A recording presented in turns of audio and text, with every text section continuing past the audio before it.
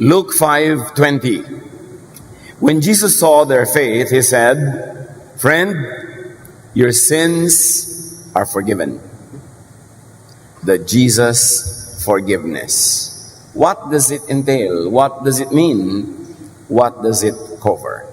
Thank you, Father, that through Jesus you forgive and through Jesus you love us.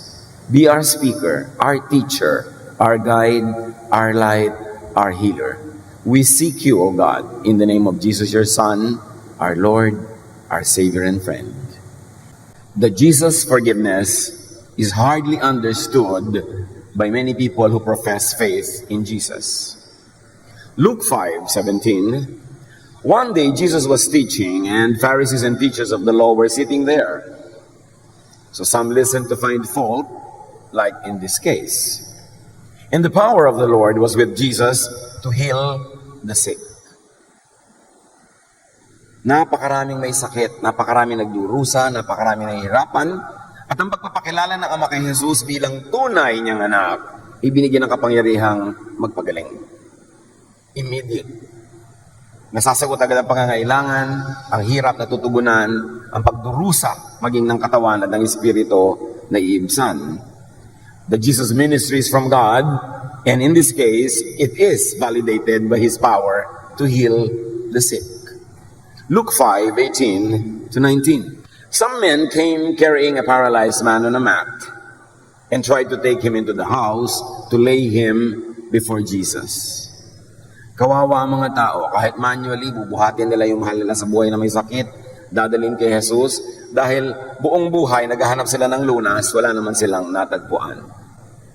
When they could not find a way to do this because of the crowd, they went up on the roof and lowered him on his mat through the tiles into the middle of the crowd, right in front of Jesus. Sobrang puno ng tao ang bahay, hindi maipasok ang may sakit, buhat-buhat pa. Dinala sa bubungan, binakbak ang bubong at pinadausdos sa pamamagitan ng butas sa bubong ang pasyente. Luke 5:20, when Jesus saw their faith, He said, "Friend, your sins are forgiven." Katakataka, hindi yung sakit agad ang pinagtuunan ng pansin ni Jesus, kundi yung pagpapatawad sa kasalanan ng may sakit. Forgiveness of the spirit before healing of the body. So here we see that Jesus prioritizes spirit before the body, spirit over matter.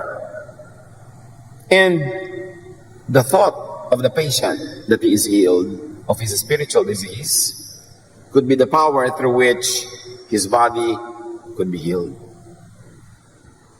Jesus is demonstrating a very important reality, thought over physical matter. Faith, knowledge, knowing that he had been healed would translate into the healing of his body. And here, faith is equated to being forgiven. Faith leads to being forgiven. The person did not even have to confess. The person did not have to make a big drama about his life, his sin, his past. The faith in Jesus was enough for Jesus to grant forgiveness. Walang drama-drama to. Yung nananalig ka kay Jesus, hindi mo na kailangan pang magtapat and go through all the motions of all the sins that you have done in your life because God knows. But remember, this is a new dispensation. This is a new time, a new period. The old period had ended.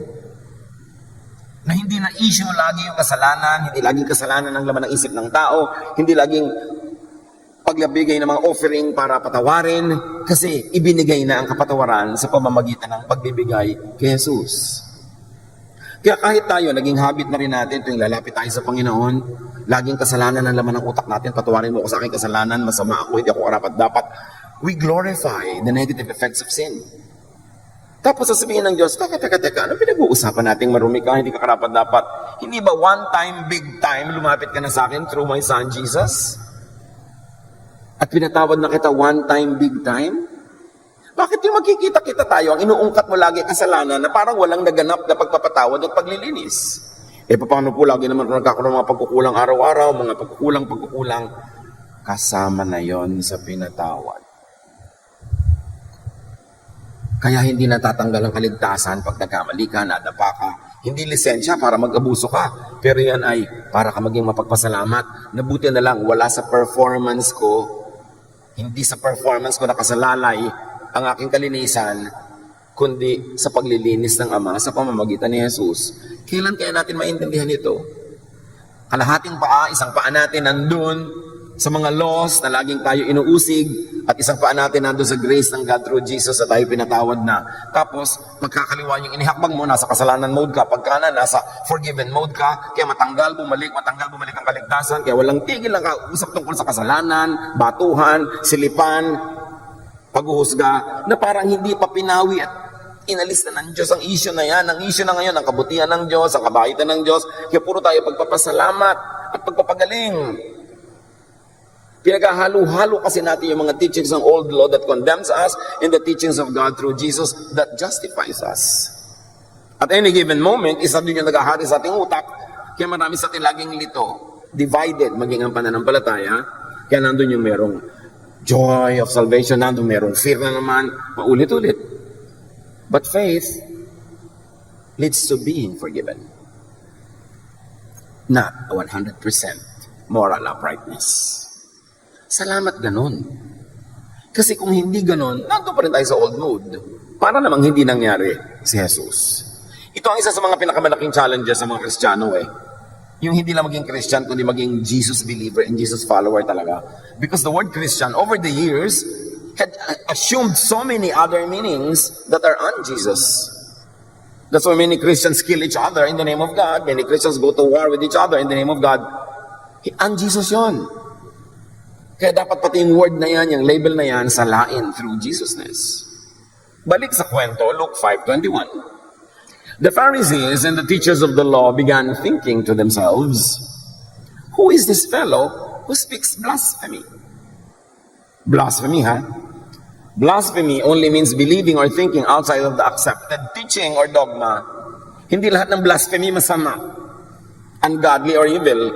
Ang blasphemy, ibig sabihin lang, pag-iisip, paniniwala o pagtuturo na labag sa tradisyonal na paniniwala o katanggap-tanggap sa nakararami o sa makapangyarihan. Dahil ito nga si Jesus tinawag na blasphemer Blasphemous daw ang ginagawa niya. Pero dito si Jesus ang tama. Hindi lahat ng nililabel ng mga religion na blasphemous masama nga yun. Si Jesus nga tinawag na nagbablasphemy. Blasphemy only means hindi ganyan ang ating nakasanayan at tinatanggap na katuruan. So, blasphemy is thinking outside of the box, of the accepted box, the box imposed by the religiously powerful. So, sabi nila, blasphemy ginagawa ng Jesus na ito. Who can forgive sins but God alone? The answer to their question should have led to the validation of Jesus. If it is God alone who could forgive sins, and Jesus forgives sins, then He must be of God. He must really be who He claims to be. He must really be the Son of God. Now, traditional teaching could label anything new to the ears, anything not readily understood. Traditional teaching could label the words and deeds of Jesus and even Jesusness as blasphemy. Kaya kahit ngayon, after 2,000 years of Christianity, na nadagdag na ng kung ano-ano mga katuruan, nalilito na kung old ways, Old Testament laws ba, o the grace of God through Jesus, kahit ngayon, Jesusness could be labeled by many as blasphemous. Hindi naman katakataka yun kasi si Jesus nga mismo, tinawag nilang nagbablasphemy. Luke 5:22. Jesus knew what they were thinking and asked, "Why are you thinking these things in your hearts?" Bakit nyo iniisip na nagbablasphemy ako? Why do you think that way? Why do you misjudge so quickly and so easily? Why do you instantly decide that what you do not understand is wrong? Why do you instantly decide that whatever thought is not within your tradition is evil? Kaya pati si Jesus, the Son of God, tinawag nilang Son of Beelzebub. Anak daw ng Diablo. Pag hindi nila naintindihan, diablo na agad, demonic na agad. Luke 5:23, sabi pa sa kanila ni Jesus, which is easier to say? Your sins are forgiven, which I have just said. Or to say, get up and walk. Alin ba mas mahirap? Ito yung lumpo. Sinabi ko, your sins are forgiven, and you're offended. Kung sabihin kong get up and walk, ma-offend kayo? Alin bang mas mahirap gawin sa dalawa? Jesus equates being forgiven with getting healed. And here is a very important lesson in the story, mga kapatid. Jesus equates being forgiven, meaning being balanced, with getting healed. Kasi kung may kasalanan ka, at alam mong kasalanan yon, at totoong kasalanan yon, guilty ka, hindi ka makatulog, nagdadalawang loob ka, natatakot ka, magkakasakit ka talaga. Mind over matter. Ito ngayon yung mahirap. Guilty ka sa isang akala mo'y kasalanan, hindi naman pala. Kasi marami silang inaakala na puro kasalanan, hindi naman pala. Itinuro lang sa kanila mga religious leaders para madali sila makontrol, o kailangan talaga ng lipunan nila nung oras na yon, kailangan ng kanilang tribo sa panahon na yon. Kaya minasama para huwag mong gawin, pero na-oversimplify, naging masama na for all time, for all people, tapos nagagawa mo, kasi yun ang natural mo, yun ang kahit pilitin mong hindi gawin na yun ang nangyayari. So ano mangyayari sa'yo? Lagi kang guilty. Laging hati ang iyong loob. Lagi kang takot. At ang pinakamabigat sa lahat, hindi naman pala dapat. Dahil invento lang ng mga pari na ipinagbawal, hindi naman Diyos ang nagbawal. Tapos guilty ka dyan. Pagkatapos lagi ka nanguusig ng iba, ang gulo-gulo nyo, nag-aaway-away kayo sa bagay na di naman pala dapat. To kill or die for.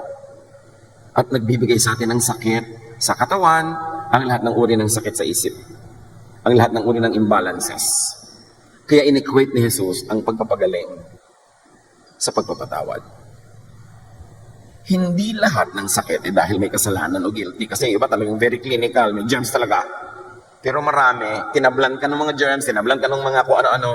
Kasi ang baba ng panlaban ng iyong naturalesa because you are psychologically imbalanced, which affects your bodily processes. So sabi ni Jesus, kahanga-hanga ang pananalig mo. Pinapatawad na ang kasalanan mo. Which follows na gagaling ka na. Kasi ang nagbibigay sa inyo sakit na yan, yung utak mo, na either guilty ka at dapat ka talaga mag-guilty, o guilty kasi hindi mo naman dapat ika-guilty, but nevertheless, guilty ka pa rin. Kasi ang teaching sa inyo ng religion is to be guilty about everything. May sakit ka tuloy. Sabi ni Jesus, alin ang madali? Sabihin kong pinatatawad na siya, o pinagagaling siya. Luke 5:24. But I want you to know that the Son of Man has authority on earth to forgive sins. Pinoproblema niyo ang pagpapatawad ko ng kasalanan? To forgive sins is to heal. So para patunayan ko sa inyo na meron akong kapangyarihan, karapatang magpatawad, pumunta na tayo sa part 2, yung bunga ng pagpapatawad, yung paggaling. Kayo mga priest sa temple, kayo mga Pharisees, kayo mga teachers of the law, turo kayo ng turo sa mga tao ng kasalanan nila at kung paano sila mapapatawad. Turo kayo ng turo ng walang katapusang offering, walang katapusang pagbibigay ng mga animal sacrifices. Napagaling na ba kayo sa turo na yan? Ang daming sinasabi ni Jesus dito pag nanamnamin natin yung said and the unsaid. If you're going to read between the lines. Sabi niya, alam niyo, ang pagpapatawad leads to healing. Araw-araw, nag-o-offering ang mga tao sa inyo para sa kapatawaran, may na-heal na ba? At para malaman ninyo na tunay ang kapangyarihan ko magpatawad, pues, pumunta tayo sa part 2. Pagalingin natin.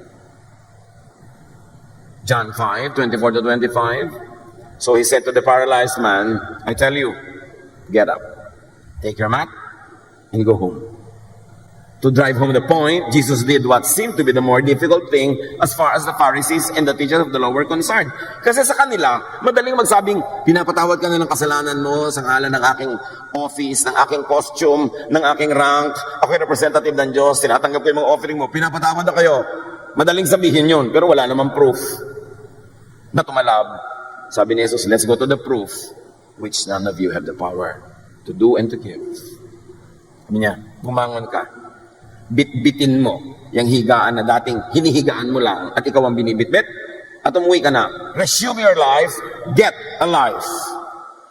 Immediately he stood up in front of them, verse 25, took what he had been lying on, and went home, praising God. Ano pang masasabi mo sa ganyang klaseng eksena? As you were already forgiven, now reap the side effect of that forgiveness. Get up, you are healed. Result, the forgiven and the healed person praises God. Yung mga teachers of the law, yung mga Pharisees, will they praise God? No! Mag-iisip sila na ng iba namang problema ang ibibigay kay Jesus. Sarado ang utak nila. Hindi natuturuan ang saradong utak. Kahit magpabalibalin itong magpasirko-sirko, magpatalon-talon, pasayawin mo ang mga bundok, hindi sila makikinig. Nagtuturo tayo para doon sa mga bukas ang isip, hindi para sa mga sarado. So huwag kang mapipi, huwag kang umanas o bawasan ang pagtuturo mo for the sake of the sarado dahil baka sila magalit sa'yo, baka kanila i-condemn. Hayaan mo sila, nagtuturo ka para doon sa nakabukas, para matanggap nila ang pagpapalang inilaan sa kanila ng Diyos na handa nilang tanggapin. Huwag na huwag mong isasara ang pibig mo ng pagtuturo ng mga pagtuturo ni Jesus, ang kanyang pag-ibig, ang kanyang pagpapalaya to please the Pharisees, to please the teachers of the law. They will never be pleased. Luke 5:26, everyone was amazed and gave praise to God. They were filled with awe and said, we have seen remarkable things today. Something that never happens in their daily activities at the temple. 5 times a day they prayed there. Mark 1:27, the people were also amazed that they asked each other, what is this? A new teaching and with authority. Nandun ang pag-asa ng mga paralitiko, nandun ang pag-asa ng mga paralyzed by their body that were made sick by their sick spirit, that was made sick by their guilt, by the law, the new teaching of Jesus, the teaching that has authority, the teaching that has results. Kaya yung mga natuturuan talaga ng Jesusness, they come to terms with the reality. They get to apply the love of God to their insufficiencies and deficiencies and imperfections, and they become clean not by their performance but by their faith in Jesus. They end up praising God. They lift the beds on which they were being carried, and they go home, resume a life, get alive. Nangyayari yan physically, emotionally, spiritually. Lahat ng tao paralyzed, pero hindi physically. Meron mga tao paralyzed emotionally, hindi sila makatanggi sa ayaw nilang tanggihan, hindi nila magawa ang gusto nilang gawin, may kumukontrol sa kanila, para sila mga lumpo. Hindi sila makalakad, hindi nila mapuntahan ang gusto nilang puntahan. Control sila ng dito, ng tao ngayon, ng taong ito. Wala silang laya. Pero ang tunay na tumatanggap ng pagpapalaya ni Jesus, kumikilos, gumagalaw within what Jesus says allows. At napakarami nun. Kasi kung ikukulong mo lang ang sarili mo within what Moses' allows, ang liit ng mundo mo. Lagi kang mali, lagi kang kulang. The new idea is that Jesus forgives sins. And Jesus is of God. And the new teaching is proven right by the miracle. That miracle happens to every believer, whether or not it is physical paralysis, or emotional paralysis, or spiritual paralysis. The end is, you get to become mobile. You move, you become free, and you praise God in the process and all through it. Mark 2:15-17, isang parallel illustration.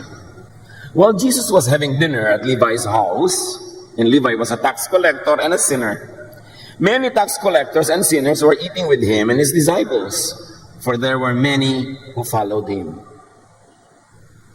Pag nag-Bible study ka sa bahay ng banal, puro banal din ang dadating. Hindi lumaki ang kingdom of God.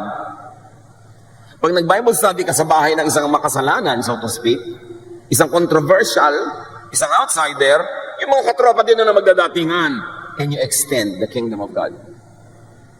Pag ang lagi mo lang kasama, yung mga relihiyoso na, ang isasama din yan, relihiyoso rin, hindi dadami ang napapalaya ng Diyos. Si Jesus marunong. He was socializing. Getting involved, nakikisangkot siya sa mga puwera sa lipunan, sa mga latak, yung mga hindi sinasali sa church, yung mga nilalait, yung lagi na lamang nanlilibak, nandun siya. It was the sinners, the rejects, the victims of persecution by the religious that followed Jesus in great numbers. Ang mga tunay na nagsamahan at nagsunuran kay Jesus, hindi yung mga relihiyoso. Yung mga biktima ng relihiyon. Yung mga biktima ng pang-uusig, pangungutya, pagpupwera ng relihiyon. Nakakita kay Jesus ng kakampi. Nakakita kay Jesus ng pag-ibig ng Ama ng nasa langit na hindi nila nakikita sa mga relihiyoso. So, pag nandun si Jesus, at is silang magpunta. Mga church people, at is ba sa inyo ang yung mga kamag-anak at mga kaibigan na hindi nag-church? O pasong-pasok sa inyo? O talagang sinisindihan nyo sila kaya tuloy na papasok? That's not the style of Jesus. That's the style of the Pharisees. Verse 16, so si Jesus ay nandun sa bahay ng isang makasalanan, nagdatingan ng mga kapwa makasalanan, at sila ay namamahal ni Jesus, nalilinis ni Jesus, natuturuan. When the teachers of the law, who were Pharisees, saw him eating with the sinners and tax collectors, they asked his disciples, why does he eat with tax collectors and sinners? The question should be, why not? Parang ngayon yung mga Kristiyano ng mga church bully, makita ka sa mall, bakit yan ang kasama niya? Diba? Nakita niyo ba yung kasama ni sister, ganito, ni brother, ganon? Sabi niya, sino bang magiging kasama ni Jesus kung nagmalling siya? Sa palagay niyo kaya, kabarkada niya yung mga konservative? Kasama niya doon sa food court, yung mga banal-banalan. Nangyari na yan noon. Ang nakakapagtaka, bakit pa ulit-ulit na nangyayari pa ngayon na parang walang Bible na mababasa mo naman? Sabi niya, why does he eat with tax collectors and sinners? The religious leaders wouldn't do at Jesus, obviously. Hindi nila mamahalin, lalapitan, sasamahan ang mga iniisip nilang marurunit makasalanan. 17. On hearing this, Jesus said to them, it is not the healthy who need a doctor, but the sick. I have not come to call the righteous, but sinners. Paano mo tatawag yung sinner kung yung activity mo sobrang banal ang dating, sobrang churchy ang language, churchy ang tugtog, churchy ang lahat? Ang darating lang doon, yung mga church people already. Sabi niya, hindi naman kayo, kung banal nga kayo't malinis, hindi kayo ang sinadya ko. Hindi niyo ako kailangan. Kasi naghahari-harian na kayo. Boss na kayo eh. Kayo na yung kinakatakutan ng mga sinner, kayo yung nag-judge, kayo yung nagpupwera, para kayong mga konsino. So hindi niyo ako kailangan. Pumunta ako doon sa mga kawawa, kinakawawa, nagtatago sa dilim, inuusig, nililibak ng reliyon. Sila ang pakay ko. Sila ang minamahal ng Ama. At gusto ng Ama mahalin ko. Kasi hindi sila minamahal ng religion. Mahalagang maintindihan niya. At sunod pa ni Jesus sa Luke 19:10, for the Son of Man came to seek and to save the lost. So Jesus came to seek and call sinners who are the sick, the condemned, the outsiders. Alam niyo nun sa kanila, may sakit ka, may ketong ka, marumi ka. Ay naku, walang ospital para sa inyo. Itapong kayo lahat sa labas ng community. Baka mahawa pa kami. Kadiri kayo. At mamamatay din kayo anyway, madibilis. Kasi may sakit kayo, so itatapon ka. Ganun yung trabaho ng mga religyoso ngayon ha. Pag sa tingin nila, may sakit ka, marumi ka, ayon sa kanilang pananaw, itatapon ka. Kunwari, gagamutin ka kaya hindi naman talaga. I-judge ka lang, inilabel ka at ipupwera ka. Diyan magaling ang mga Pharisees sa exclusion. But Jesus cultivates a culture of inclusion. Kaya lahat ng puwera, yun ang welcome sa kanya eh. Yung babaeng dinudugo, bawal niyang kumakitungo sa kanya. Pero hinayaan niyang hawakan yung laylayan ng kanyang damit at gumaling yung babae. Yung mga ketongin na hindi pwedeng lapitan ng tao, babatuhin nga ng tao pag nandiyan yung ketongin para lumayo. Ang mga ketongin may utos na, kailangan sabihin nyo pag may tao, unclean, unclean, I'm unclean, para kalayuan. Labelan mo ang sarili mo para kaipwera. Yan ang mga hinipo ni Jesus. Yan ang mga dinayo niya. Yan ang kanyang pinuntahan at sinadya. Hinawakan, hinipo, minahal. Tapos ang mga Kristiyano baligtad. Kaya lang kaya tayo magiging maka-Jesus talaga. John 1:29, si John the Baptizer, ang daming sumusunod sa kanya at nakikinig kasi kakaiba rin yung turo niya. Wala sa labas ng templo, nasa mga ilog-ilog, nasa mga gilid-gilid. The next day, John saw Jesus coming toward him and said, "Look, the Lamb of God who takes away the sin of the world." This is loaded with meaning. Si John na pinaniniwalaan ng marami, ginamit niya yung credential niya para ituro yung mga naniniwala sa kanya sa tunay na dapat tingnan si Jesus. Sabi niya, huwag kayo sa akin sa tumingin. Ayan si Jesus, sa kanya kayo tumingin. He is the one who takes away the sin of the world. How does Jesus take away sin? By forgiving sin. Tulad ng nakita natin sa kwento ng pinagaling niyang may kapansanan. And not only that, by paying for sin so that it's already paid for, and you no longer have to pay for it, He takes away sin and the issue of sin in our lives. Tapos may mga tao pa, "Pastor, please preach against sin. God is holy. Condemn everybody is committing sin." Jesus already took sin away. Once in a while, we talk about it to appreciate our freedom, to appreciate the kindness and goodness of God, and to inspire us to live upright lives. But do not expect me to use the pulpit to always bring up the issue of sin. Because Jesus took it away. Tapos balik ka ng balik. Jesus takes away sin by removing the law that makes people sinful. Kung laging yung law ang laman ng utak mo, lagi ka rin sinful, yun ang ending.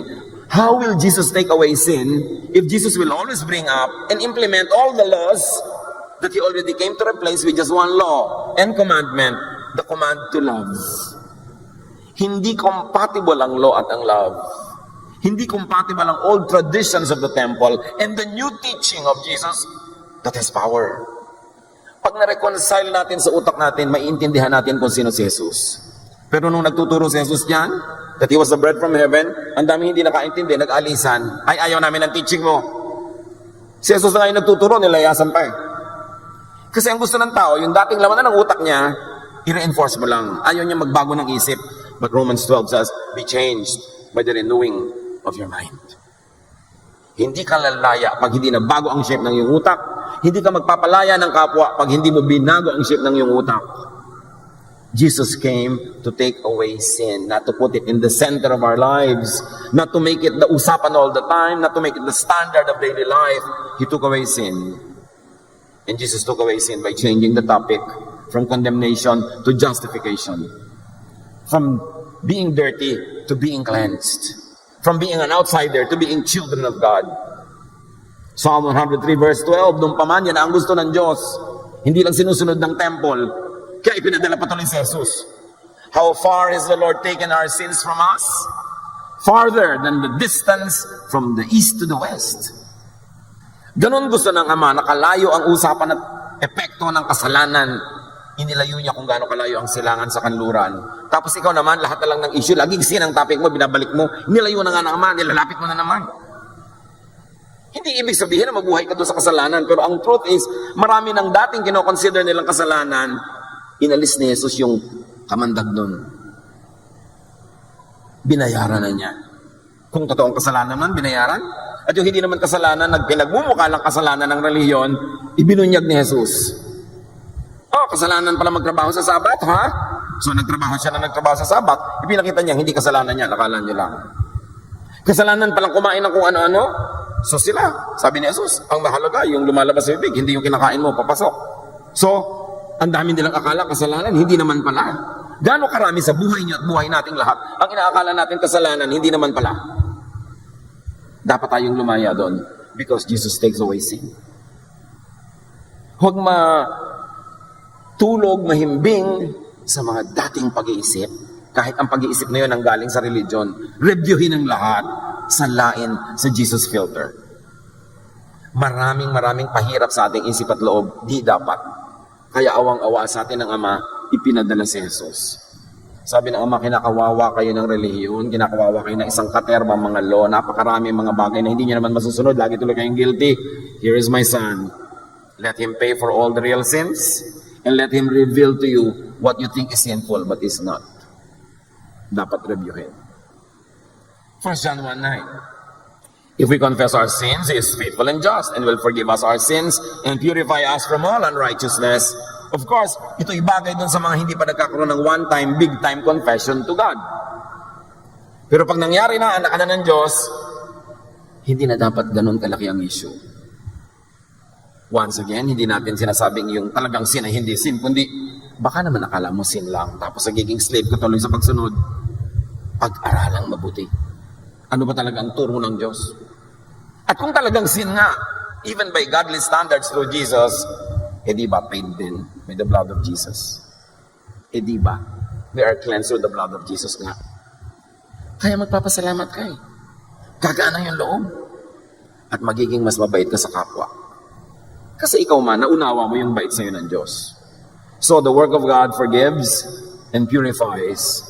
So that is what we should do. We should forgive and purify people with the love of Jesus. 1 John 1:7 is very, very interesting. Hardly understood kahit lagi nang inuungkat-ungkat at binabanggit-banggit. Sabi dito, if we walk in the light, and of course you know that Jesus is the light, it means if we do not hide. If we do not hide who we are, if we do not hide our truth, if we do not hide even our warts and our wounds, if we walk in the light, also means if we let the light of God in Jesus cleanse us. Because light disinfects. Kahit sa science, sa patunayan na ang light can cleanse, can disinfect. Yung mga matatanda nung araw, may mga banggerahan tayo facing the east. Doon sila nagbibilad ng mga plato, ng mga baso, mga kutsara. Because I believe na pag naarawan, lumilinis. And there is truth in that. Light disinfects. Jesus is light. So, 1 John 1:7 says, if we walk in the light, if we do not hide, if we let the light of God cleanse us, as He is in the light, we have fellowship with one another. And the blood of Jesus, His Son, purifies us from all sin. How do you get purified? By not hiding. By exposing your true self to God. And let God cleanse you through the blood of Jesus. And let the light of Jesus be your strength, not your own performance. So, ganun, if we walk in the light, we have fellowship with one another. Ibig sabihin, we have commonality. Pag lumabas ka mula sa dilim, lumabas ka doon, ito ako, ito yung tinatawag na kasalanan ko, ito yung kamalian ko. Sabihin ng iba, ay ako rin, ay ako rin. Now we have fellowship with one another. Pare-pareho lang pala naman tayo. Kung meron yan, so pare-pareho tayong kailangan natin ang pagpapatawad ng Diyos through Jesus. Kailangan natin yung cleansing through the blood, or in this case, through the light of Jesus. Sabi niya, I am the light of the world. The light, the blood purifies if we do not hide. But why do people hide? Because the religious establishment will punish them for being truthful. The religious establishment will punish people if they show their true lives, true selves, true faces, true wounds, true hurts, true weaknesses. They will be excluded. So people are forced into hiding in the dark. People are forced to live double lives, one life for the Sunday church and another life na pangtotoo, because the church will punish them for what the church thinks are imperfections and sins. Kaya galit na galit si Jesus sa hypocrisy. People are forced into hypocritical existence because of judgment, because of exclusion done by the religious. But the light, the blood purifies if we do not hide. Or said in a better way, deeper way, the light and blood purifies, so there is no need to hide. So, ikaw kulang ka. Pinuno na ako ni Jesus. May kulang pa ako sa tingin mo. I'm not hiding. Pinupuno ako ni Jesus. What you should see is the blood of Jesus that cleanses me. What you should see is the love of God that fills me. You should not see the gaps and the kulang and the warts. What you should see is God's grace at work in me. So you don't have to hide. You walk in the light. Because Jesus is light, there is no need to hide. If church people have their hearts in the right places, that they will be supportive of one another, loving to each other, caring, nurturing, that their attention and companionship is restorative rather than judgmental, no one will hide. So habang mga tao nagtatago pa, takot pa, ibig sabihin, hindi pa nagiging totoo ang pagiging makayesus ng isang kapatiran. Kailangan pa nilang magtago, natatakot sila sa kapwa nila mananampalataya. Jesus came to set people free from sin, from the power of sin, from condemnation. Biro mo, hindi ka pa kinokondem ng Diyos, hindi ka pa dinadjust ka na araw-araw ng kapwa mo. Hindi ang nagpapahirap sa iyo yung kapwa mo. Jesus came to set people free from that. And Jesus came to set people free from sickness because of sin. Sickness caused by guilt and fear. Many scientists are already doing a lot of studies on this. The relationship between physical illness and religious guilt. And they are seeing very, very disturbing connections. Kaya mas maraming relihiyoso, mas maraming psychological imbalances. Kasi laging hindi nila ma-reconcile yung reality nila at yung expectation ng religion. Jesus bridged the gap. Yung kulang mo pinuno, yung dumi mo nilinis, yung kasalanan mo pinatawad, kaya dapat balance ka na. Grace, not achieved by works. And because of the blood of Jesus, the burden is lifted. Suffering gives way to praise. Just like in the case of that paralytic. Jesus does not condemn. Jesus forgives. Why do many church people, why are they in the business of condemnation? That is not the business of Jesus. John 8:10-11, Jesus stood up and said to her, the woman caught in adultery, "Woman, where are they? Is there no one to condemn you?" She said, "No one, sir." Jesus said, "Neither do I condemn you. Go, and from now on, don't sin anymore." Hindi siya kinondem. Pero sinabihan, may kasalanan ka, tigilan mo. But I will not condemn you. When people condemn a sin, usually they have a target. Kaya kung minsan yung mga taong, sobrang pastor, mag-preach po kayo against adultery. Nangangaliwa ba asawa mo, sister? Po, pumunta na kayo sa akin mag-asawa. Huwag na nating idama yung buong church sa issue na to. Kasi alam niyo yung mga tao kung minsan, galit sa isang kasalanan, hindi naman talaga, galit lang sila sa isang taong, ganun yung kasalanan. So gusto niya, bombahin mo ng bombahin yung kasalanan na yun para tamaan siya. Pero ang daming collateral damage. Kaya yung mga iba, gusto bombahin po natin ang buong city kasi may isang terrorist dyan. Ba't di mo lang hanapin yung isa na yun at siya na lang ang pulong mo? Idadamay mo ang lahat. Kailangan merong focus. Marami kasing madadamay. Ayaw ni Jesus ng gano'n. Sabi niya, I want you to rest, to be restful. I want you to enjoy a peaceful life. Romans 2:1, some of you accuse others of doing wrong. But there is no excuse for what you do. When you judge others, you condemn yourselves. Because you are guilty of doing the very same thing. Hindi ko kasalanan yung kasalanan nito. Pero may iba ka rin kasalanan, tama? Meron po. Di ganun din yung kasalanan lang lahat yan. So when you condemn a sinner, you condemn yourself. Judgmental people burn bridges. Do not burn the bridge over which you too must pass.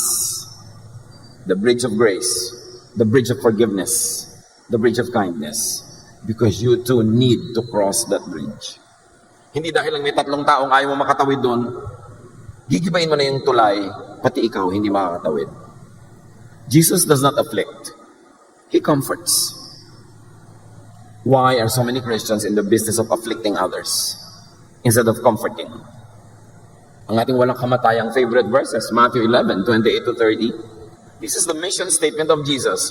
If you are tired from carrying heavy burdens, come to me and I'll give you rest. Take the yoke I give you, put it on your shoulders and learn from me.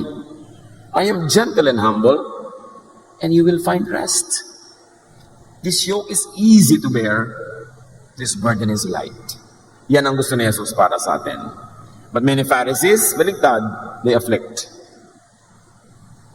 Why do many Christianities place burdens on people's shoulders, place stress on one another?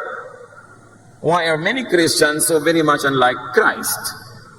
Kaya sabi ni Gandhi, I like your Christ, but I do not like your Christians. Your Christians are so unlike your Christ.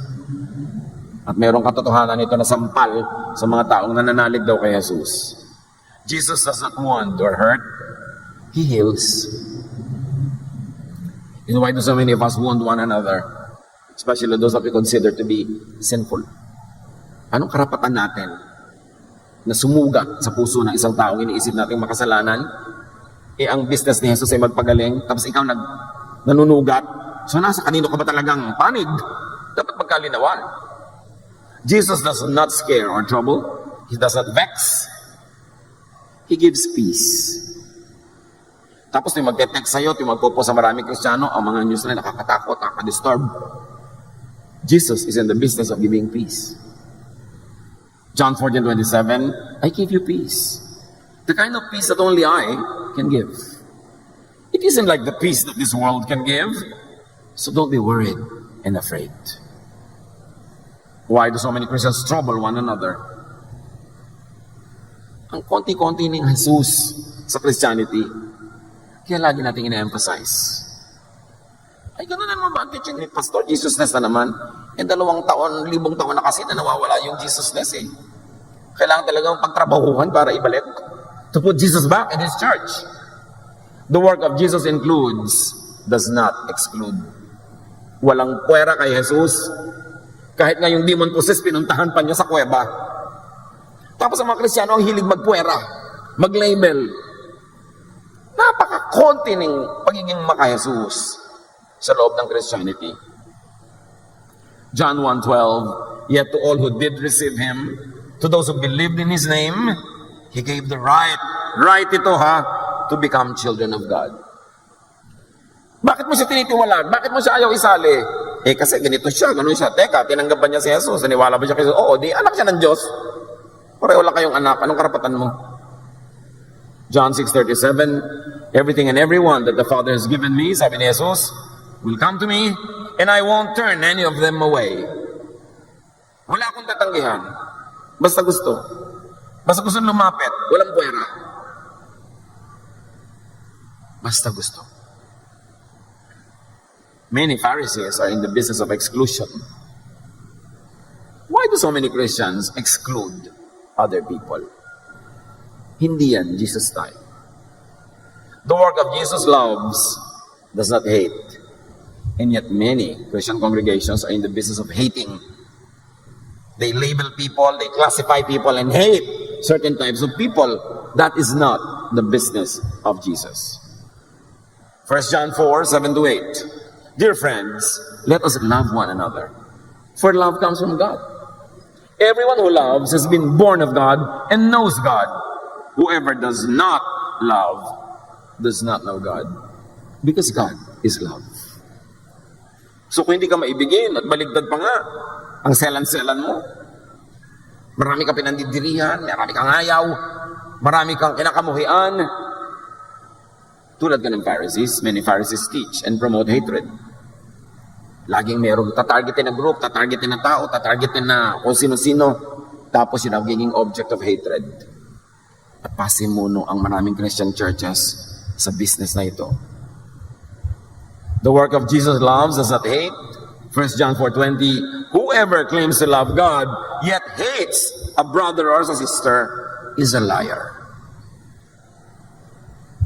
We should be in the business of loving people, of opening our hearts, our doors, even to people we do not like. Because when people believe in Jesus, God gives them the right to be His children. And you as a child of God has no bigger rights than other children of God. Pare-pareho lang tayo anak ng Diyos. If a Christian hates, if a Christian teaches and promotes hatred, that person is not of God. Yun ang sabi ng verse. Hindi ko anong version ng Bible ang dala-dala mo, hindi ko anong statement of faith mo. No. Isa lang ang litmus test. Loving ka ba? Yun lang. The challenge is to understand Jesus. Pagsikapan, pagtrabahuhan, na maunawa si Jesus. Hindi siya naunawa ng napakaraming mga taong nakarinig sa Kanya. Kaya siya pinatay. Hindi siya naunawa ng marami niyang tagasunod, kaya yung mga iba nag-alisan pa. Dapat nating unawain kasi ibang-iba. Hindi pwedeng pagsabayin yung mga dati nang nakasanayan na pag-iisip at ang very revolutionary, very new teaching of Jesus that is proven with power. The forgiveness of Jesus heals. So are we healed? Are we healing fast? And do we allow other people to heal?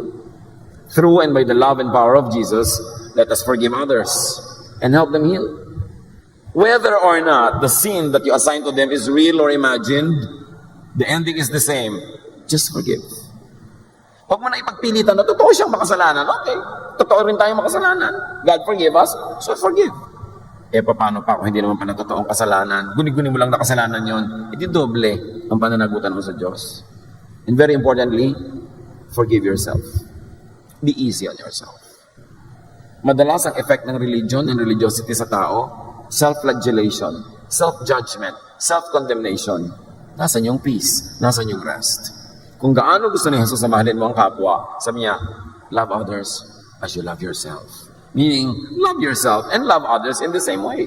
Kailangan kasali ka sa pinapatawad mo. Kailangan kasali ka sa tinatanggap mo para ang lahat maunawa ang lawak, lalim, ang ganda ng pag-ibig ng Diyos through Jesus. Lord, teach us to understand that we are forgiven. That we are forgiven yesterday, today, and tomorrow. And teach us to extend the same forgiveness to our fellow humans. That we also forgive them for yesterday, today, and tomorrow. So everybody lives in a climate of forgiveness and love that gives rest and peace, which is what you want for us, here and in eternity. Pagbulay-bulayan, pag-isipan ng practical na paraan ng pagsunod sa katuroan ni Jesus na ito. Lord, continue to bless your people as we hear your voice, making personal messages to us. Be with the Lord in silent reflection.